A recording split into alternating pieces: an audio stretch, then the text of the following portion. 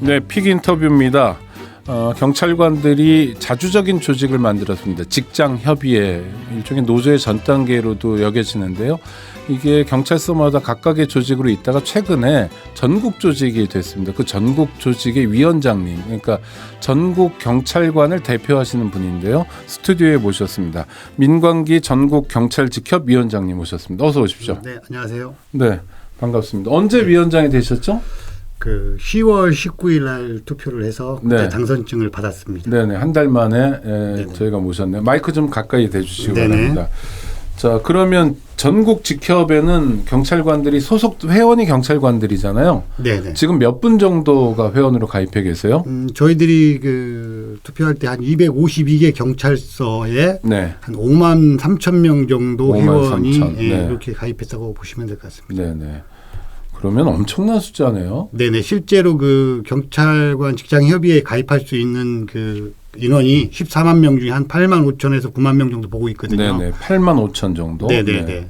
그래서 좀 많이 좀 가입을 한 그러면 상태입니다. 노동조합은 가입률, 조직률 이런 표현도 쓰는데 네네. 그럼 한 70% 이상 이렇게 가입해 있는 거네요. 그렇죠. 상당한 정도 전국의 경찰관들이 그러니까 이렇게 많이 가입해 있는 거예요. 네, 저희들이 2019년도 12월 달에 이제 직장협의회에 가입할 수 있는 법안이 통과되고 네네. 나서 2년 동안 상당히 많이 노력을 했고 네. 또 이제 소방은 노조로 전환이 됐지만 그렇죠. 저희들이 이제 직장협의회에 머물러 있다 보니까 이제 가입률을 독려를 좀 많이 했습니다. 네네.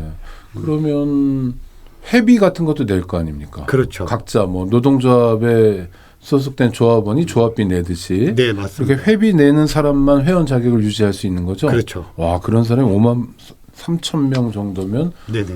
어마어마한 파워네요. 경찰에는 그러니까 한쪽 1인자는 경찰청장이 있고 한쪽 1인자는 우리 민광기 위원장님이 있다 이렇게 봐도 크게 틀리지 않을 것 같아요. 그 정도는 아니고요. 네, 아니 굉장히 왜냐면 5만여 네네. 명을 대표하는 특히 자주적인 조직이니까 네, 맞습니다. 선거로 됐고요. 네네. 경찰청장은 대통령이 임명하는 자리 아닙니까? 그렇죠. 위원장님 그런데 하여튼 지금 경찰에 굉장히 중요한 현안이 있습니다. 네. 이태원 참사요. 일단 총평을 해보신다면 경찰이 잘못한 건 맞죠? 분명히. 일단 두 가지로 좀 네네. 보셔야 될 것 같습니다. 네네. 집단 다중 행사의 예방적인 차원과 네. 그다음에 이제 112 신고가 접수되고 난 이후에 대응의 문제 이렇게 두 가지를 놓고 본다 그러면 대응의 문제에 있어서는 경찰관이 잘못하지 않았나 네. 이렇게 보고 이제 예방적인 차원으로 가면 자치경찰 그다음에 서울시의 책임은 과연 없었는가 네. 이렇게 해서 좀 분리해서 봐야 될 것 같습니다. 네네. 경찰만의 책임이라고 저도 말씀드리는 건 아닌데 네네. 하여튼 국민들이 굉장히 놀랐던 건 6시 34분 또는 그 이전에 112 신고가 있었는데 대응이 안 됐다는 거. 네네. 어떨까요? 가까운 곳에 대통령실이 있었다는 것도 매우 중요한 포인트 중에 하나죠. 좀 여러 가지 사안이 복합적으로 좀 작용을 했다고 보시면 네네. 되고요. 아까 말씀드렸지만 당일날 6시 반 이후에 들어온 신고 사건에 대해서 이태원 파출소 직원들이 그러면 처리할 수 있는 상황이었느냐. 사실은 상당히 어려운 부분이라고 생각을 합니다. 네네. 들어오는 신고 내용들이 보면 우리 시민들이 압사할 것 같다. 이런 내용들이라서 해산을 시켜야 되는 상황인데 당시 근무자가 한 10명 정도 됐던 걸 보면 10만 군중을 10명이서 해산할 수 있는 상황이었냐. 네. 그래서 예방 차원으로 본다 그러면 경비 병력의 동원은 요청을 했었는지 당시 경비 병력들이 어디에 있었는지 또 이렇게 간다 그러면 용산의 대통령실이 오면서 그쪽 경비 업무에 치중하지 않았는가. 그다음에 주최자가 없는 이런 축제 현장에 좀 등한시한 건 아닌가. 이런 부분들이 복합적으로 좀 작용되지 않았나 생각을 합니다. 네네. 그런 거를 따져보고 살펴보는 게 이제 경찰 특수본의 수사인데 네네. 최근에 우리 경찰관 직협에서 전국위원회죠. 그러니까 네네. 특수본을 방문하기도 하셨다고 위원장님도 가셨나요? 네네. 제가 이제 간 이유가 사실은 네. 특수본에서 수사가 진행되고 11일 날 네. 용산서 정보계장님이 좀 극단적인 선택을 그러니까요. 했죠. 네. 그래서 이제 그분은 계급이 경감이었죠. 경감입니다. 네. 정보 이계장인데요. 네네. 그래서 13일 날 저희들이 국수본에 연락을 했더니 이제 특수본의 사무를 담당하는 총괄 과장님을 연결을 시켜줘서 네네. 사실은 면담을 요청했는데 면담은 좀 부적절하다. 그래서 이제 의견서를 전달하겠다고 해서 이제 의견서를 전달했고요. 이제 중요한 내용은 사실은 오직 법과 원칙에 의해서 좀 엄정하고 철저한 수사를 해달라. 네. 그다음에 좀 한 점 의혹이 남지 않도록 진상을 규명하고 관련 기관 지휘 고하를 막론하고 상응한 책임을 물을 수 있는 수사를 좀 요청을 했습니다. 네.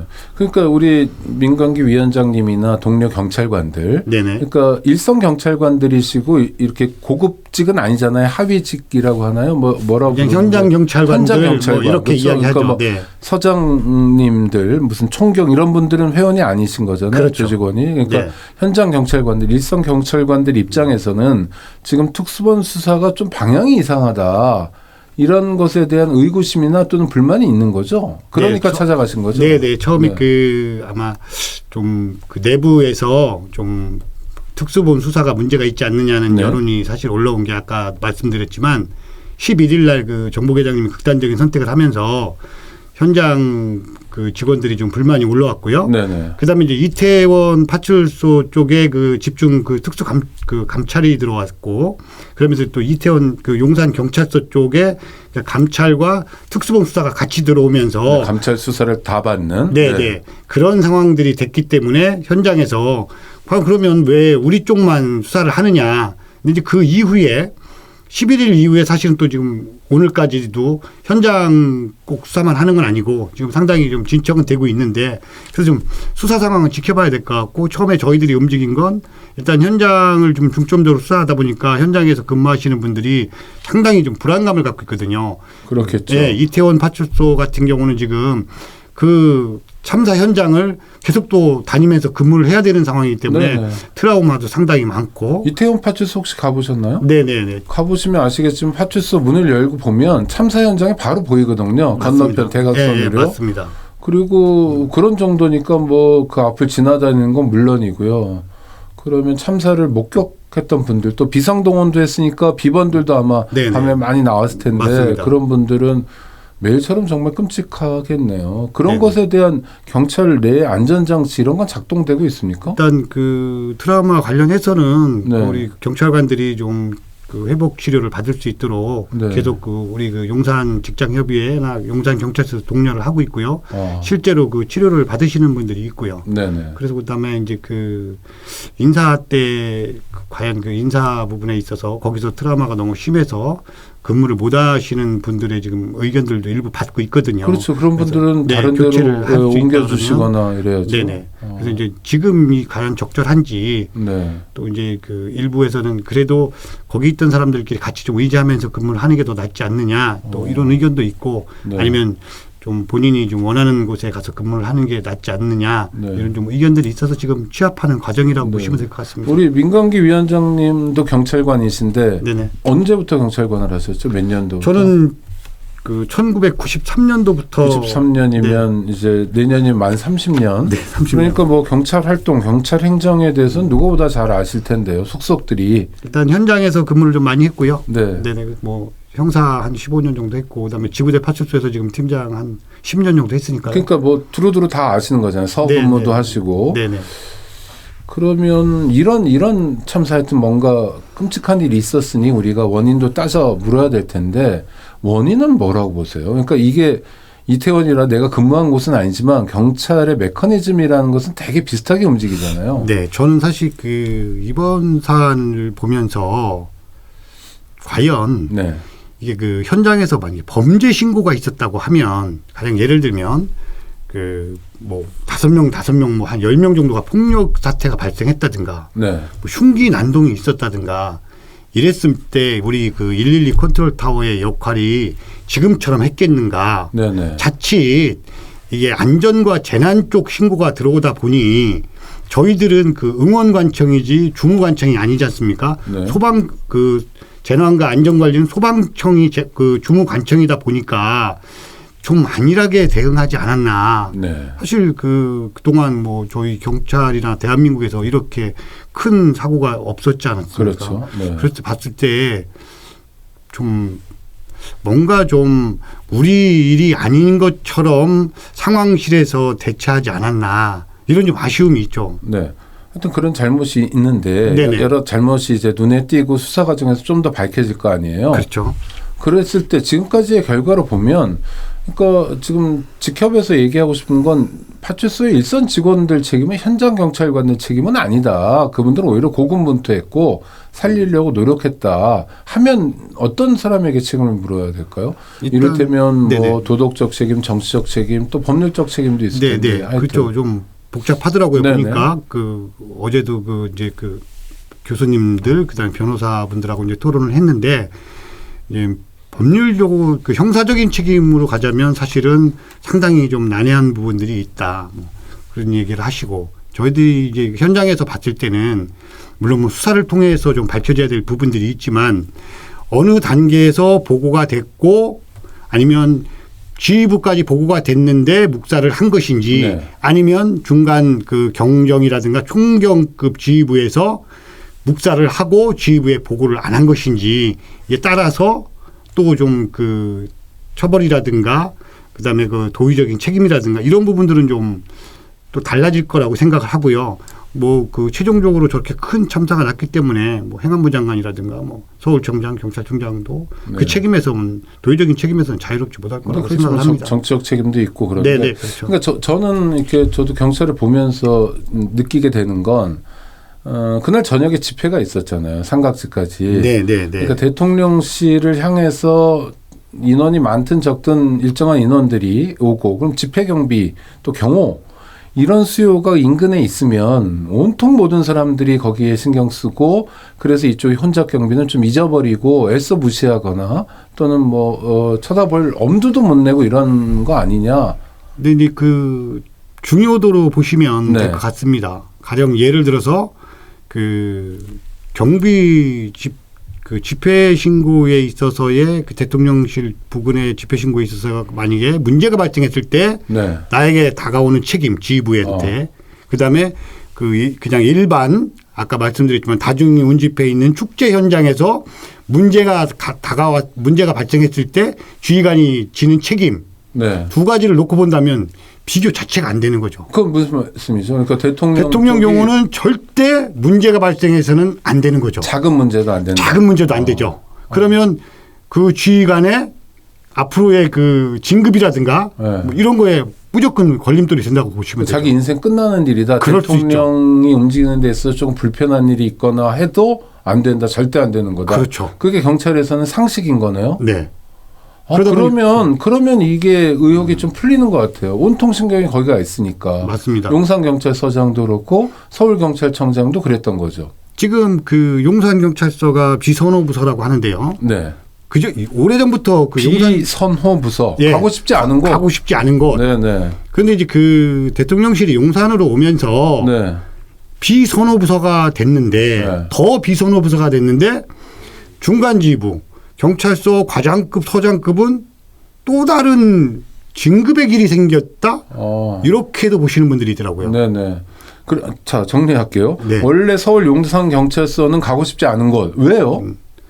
그 업무량이 많고 아. 그다음에 그 좀 난해한 문제들이 상당히 많더라고요. 네네. 그래서 경찰서 그러니까 그 이태원 파출소 같은 경우에 60명이 근무하는데 70%가 순경급이라고 보시면 될 것 같아요. 아, 그러니까 어느 정도 그 경력이 되는 사람들 안 가려고 하니까 그렇죠. 새로 들어온 직원들만 그냥 갖다 배치해 놓는 네네. 그럼 더 취약한데요. 이태원 주민 입장에서는 제대로 된 치안 서비스를 못 받을 가능성이 높아지는 거잖아요. 그렇죠. 그 정도로다가 일단은 그 용산서 자체가 비선호부서라고 보시면 될 것 네네. 같습니다. 그런 데다가 대통령실까지 왔으니 용산서는 누구도 가고 싶지 않은 곳이나 서장이나 일부 과장에게는 새로운 기회가 될 수도 있다. 그렇죠. 아, 그럼 경찰이 국민을 위한 경찰보다는 여전히 그냥 대통령 한 사람만 바라보는 경찰에 머물러 있을 수도 있겠네요. 어떤 높은 분들은. 올 7월 달에 그 저희 직장협의회에서 저도 그 삭발을 하고 단직을 네네. 했지만 네. 그때 이야기했던 부분이 경찰국이 생겨서 인사권을 가져가면 네. 그 경비 집회와 그다음에 정보 경찰의 방향이 바뀔 수 있다. 네. 가령 아까도 말씀드렸지만 경비 부서의 그 인원 배치라든가 그다음에 그 정보 경찰들의 정보의 흐름이라든가 뭐 이런 보고서들이 바뀔 수 있다. 그러면 네네. 그 피해가 고스란히 31년 전에 국민한테 갔듯이 국민에게 갈 것이다. 31년 전이라는 건 뭐죠? 그렇죠. 경찰청 만들기 전에 치안본부 시절처럼. 그렇죠. 아. 그때 그 정권의 신여 역할을 하면서 네네. 뭐 선거에 개입하고 그다음에 그 우리 그 운동권 학생들 탄압하고 했지 않습니까? 네네. 과거로의 희귀가 아니냐 이렇게 7월 달에 사실 반대를 했지 않습니까? 네네. 그때는 그 행안부 장관님께서도 지휘감독권이 있다고 했는데 요즘 최근에는 경찰에 대한 지휘감독권이 또 없다고 또 참사나니까 말씀하시더라고요. 말을 달리하더라고요. 네, 그래서 이게 무슨 상황인지 그러다 보니까 지휘관들도 경찰의 지휘관들도 어디에 지휘를 받아야 되는지 혹시 혼선이 온 건 아닌가 네네. 뭐 이런 좀 우려들을 합니다.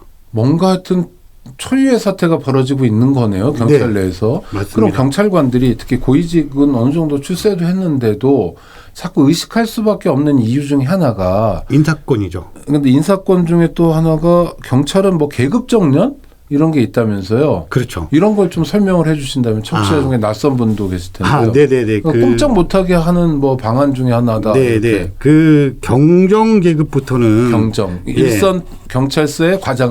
과장급이죠. 그 14년이 되면 계급 정년에 걸려서 퇴직을 할 수밖에 없습니다. 경정 승진한 지 14년이 14년이요. 지나서 총경이 안 되면 집에 가야 되는 거군요. 네네. 아. 물론 뭐 많은 인원은 아니지만 네.